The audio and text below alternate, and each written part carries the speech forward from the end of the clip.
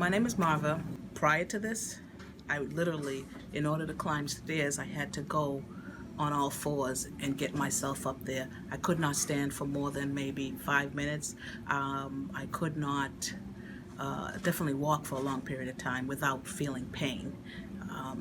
I think at this point, I'm a month in, and I would say maybe 50 or 60%. I don't feel pain most of the time.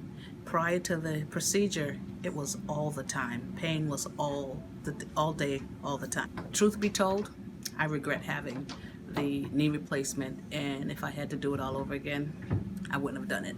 I would have, had I known about that, I would have jumped on that. Knee replacement didn't help in some manner, but it's horrible. They did a good job. Everyone tells me they did a good job, but the quality of life is not the same. I'm never going to be able to run really well because of this. I definitely cannot kneel because of this. So I'm happy, and I'm telling all my friends about it.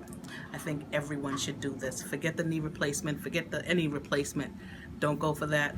Best thing that I've ever invested my time.